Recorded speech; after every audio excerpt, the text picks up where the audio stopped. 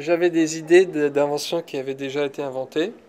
Et du coup, je n'avais pas l'utilité d'être inventeur, mais en revanche, le jour où je me suis acheté une caméra, j'ai trouvé que c'était une combinaison parfaite de ces deux éléments.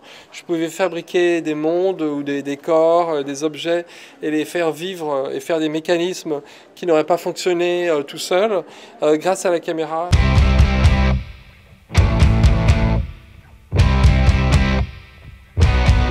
Je ne crée pas un monde à partir de rien, j'observe ce qui se passe à l'intérieur de moi et j'essaie de le décrire de manière objective.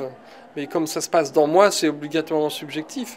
C'est-à-dire qu'à un moment donné, pour Eternal Sunshine, avec le scénariste, on s'est dit la mémoire, c'est pas un objet, un autre objet, un autre objet, un autre objet. C'est très compliqué.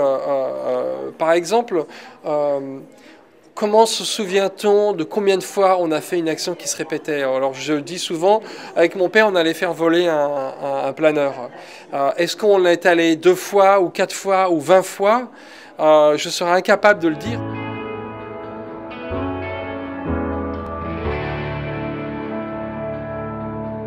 La mémoire, bon, je suis quelqu'un d'assez nostalgique, j'aime bien le sentiment, quand on voit ces films Super 8 intégrés aux films du présent, bon, la définition de la nostalgie, c'est de penser à un événement tout en sachant qu'il ne se reproduira pas. Il est impossible qu'il se reproduise parce qu'il fait appel à un temps passé avec à des gens qui sont probablement morts ou qui ont changé d'apparence, un paysage qui a changé.